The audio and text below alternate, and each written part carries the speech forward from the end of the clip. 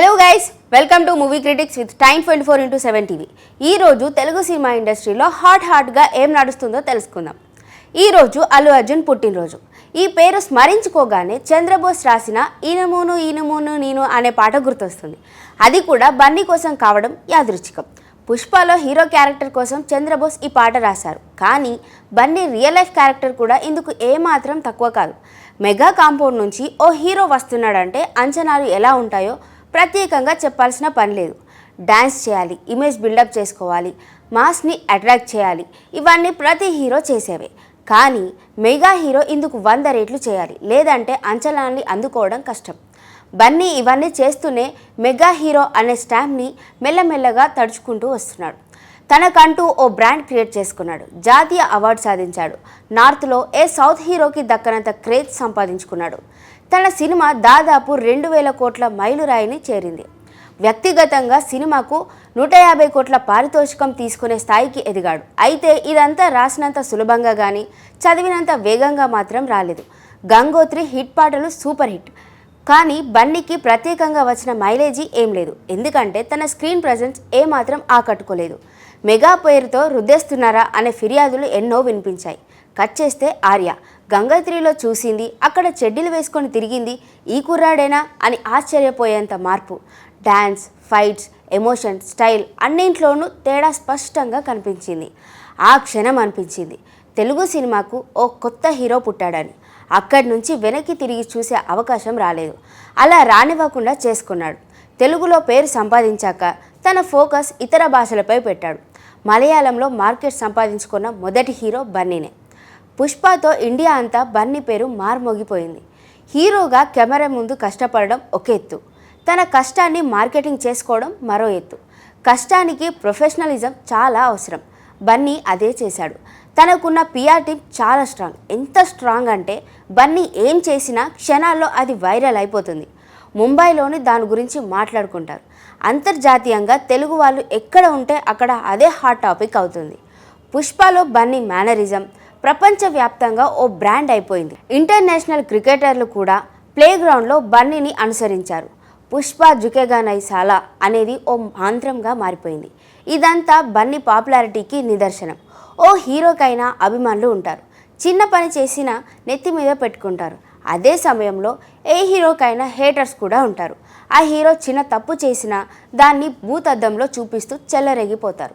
బన్నీకి ఆ ఇబ్బంది ఉంది. బన్నీ నోరు జారిన సందర్భాలు ట్రోలింగ్కి గురయ్యాయి. చిన్న చిన్న విషయాలు రాద్ధాంతాలుగా మారిపోయాయి. చెప్పను బ్రదర్ దగ్గర నుంచి స్టేజ్పై ముఖ్యమంత్రి పేరు మర్చిపోయేదాకా ఎన్నో ఉదాహరణలు ఇవన్నీ బన్నీని బాగా ఇబ్బంది పెట్టాయి.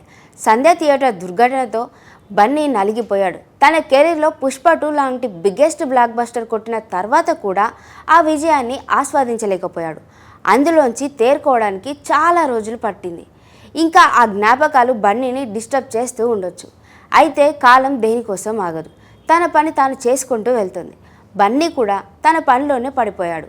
ఓ వైపు అట్లీ కథ ఓకే చేశాడు. మరోవైపు త్రివిక్రమ్ బన్నీ కోసం ఓ స్క్రిప్ట్ సిద్ధం చేసుకున్నారు. బన్నీ కోసం బాలీవుడ్ దర్శకులు ఎదురు చూస్తున్నారు. బడా నిర్మాణ సంస్థలు క్యూ కడుతున్నాయి. ఇప్పుడు దేశంలోనే అత్యంత ప్రభావవంతమైన కథానాయకుల్లో బన్నీ ఒకడు. భవిష్యత్తులో తన స్థానం మరింత బదిలపరచుకోవడానికి ఇదివరటి కంటే ఎక్కువగా కష్టపడుతున్నాడు. నన్ను మించి ఎదిగేటోడు ఇంకోడున్నాడు చూడు, ఎవడంటే అది రేపటి నేనే అనుకునేంత నమ్మకంగా రాక్షసంగా తన పని తాను చేసుకుంటూ పోతున్న ఐకాన్ స్టార్కి మరోసారి పుట్టినరోజు శుభాకాంక్షలు. కరాటే కళ్యాణికి, తమన్నా సింహాద్రికి నటి హేమ లీగల్ నోటీసులు పంపించారు. బెంగళూరు రేవ్ పార్టీలో హేమ పట్టుబడటం, ఆ విషయాన్ని కప్పిపుచ్చుకునేందుకు హేమ నాటకాలు ఆడటం అందరికీ తెలిసిందే. హైదరాబాద్ ఫామ్ హౌస్లో ఉన్నానని, ఇంట్లోనే ఉండి బిర్యానీ వండానని పాత వీడియోల్ని కొత్తగా పోస్ట్ చేసి అందరినీ తప్పుదోవ పట్టించాలని చూసింది. చివరకు రేవ్ పార్టీ కేసులో హేమను బెంగళూరు పోలీసులు విచారించారు. బర్త్డే పార్టీకి వెళ్ళానంటూ అప్పుడు మళ్ళీ బుకాయించింది. ఇక హేమ తతంగంపై అప్పట్లో మీడియా, సోషల్ మీడియాలో పెద్ద ఎత్తున చర్చలు జరిగాయి. ఈ డిబేట్లలో కరాటే కళ్యాణి, తమన్నా సింహాద్రి వంటి వారు పాల్గొని తమ అభిప్రాయాల్ని చెప్పారు. ఇక ఇప్పుడు హేమ ఆ ఇద్దరితో పాటుగా కొన్ని యూట్యూబ్ ఛానళ్ళకి కూడా లీగల్ నోటీసుల్ని పంపించిందట. దీనిపై కరాటే కళ్యాణి కూడా రియాక్ట్ అయింది. అవును, హేమ నాకు లీగల్ నోటీసులు పంపించారు. నేనేమి అబద్ధాలు ఆడను, వేరే చోట ఉన్నానని కూడా చెప్పను. మా ఊర్లో ఉండడంతో ఎవరి ఫోన్లను రెస్పాండ్ కాలేకపోతున్నాను. హేమ మీద నాకు పగ, కోపం, ద్వేషం లాంటివి ఏమీ లేదు. అలా ఉండుంటే మా అసోసియేషన్లో ఆమె సభ్యత్వాన్ని రద్దు చేసినప్పుడు అలా వద్దు, మళ్ళీ తిరిగి తీసుకుందామని చెప్పి ఓటు వేశాను. ఒకవేళ ఆమె అంటే నాకు ద్వేషం ఉంటే అలా ఎందుకు చేస్తాను? ఆమె నాకు లీగల్ నోటీసులు పంపించింది. నేను వాటికి భయపడను, అస్సలు తగ్గేదేలే. నేను తప్పు చేయలేదు, నేను కూడా లీగల్గానే పోరాడతాను అని చెప్పుకొచ్చింది. మీడియాలో అటెన్షన్ కోసమే హేమ ఇలా చేస్తోందని, అటెన్షన్ కోసమే ఇలా చేస్తుంటారని కౌంటర్లు వేసింది. మరి వీటి మీద హేమ ఎలా స్పందిస్తుందో చూడాలి. అసలు ఈ లీగల్ నోటీసుల వ్యవహారం ఎక్కడికి వెళ్తుందో చూడాలి. తమన్నా సింహాద్రి అయితే తన లీగల్ టీంతో సంప్రదిస్తోందని సమాచారం. స్టార్ హీరోయిన్ తమన్నా సినిమాల కోసం అభిమానులు ఈగర్గా ఎదురుచూస్తున్నారు.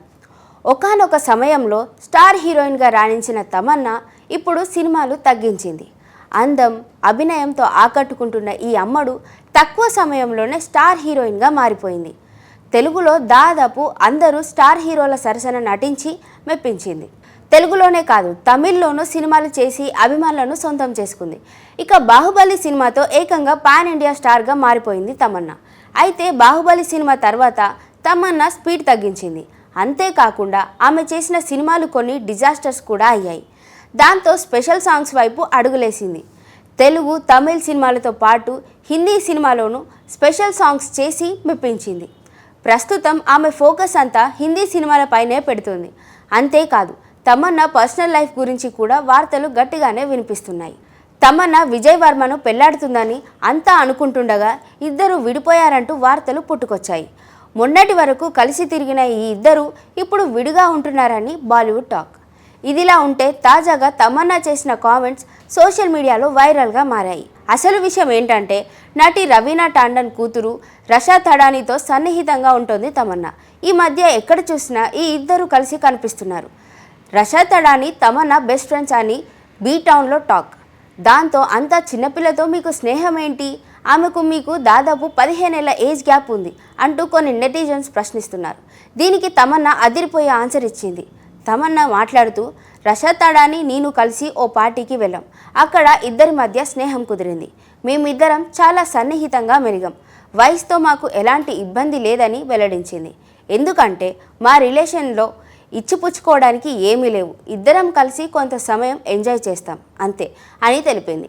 ఈ కామెంట్స్ ఇప్పుడు సోషల్ మీడియాలో వైరల్గా మారాయి. సో రోజు తెలుగు సినిమా ఇండస్ట్రీలో ఇలా హాట్గా వైరల్గా ఏమున్నాయి అని తెలుసుకోవడానికి మన ఛానల్ని సబ్స్క్రైబ్ చేసుకోండి. Thanks for watching. Do watch for more updates. Share చేయండి, లైక్ చేయండి, సబ్స్క్రైబ్ చేయండి. మరిన్ని వీడియోల కోసం బెల్ సింబల్పై క్లిక్ చేయండి.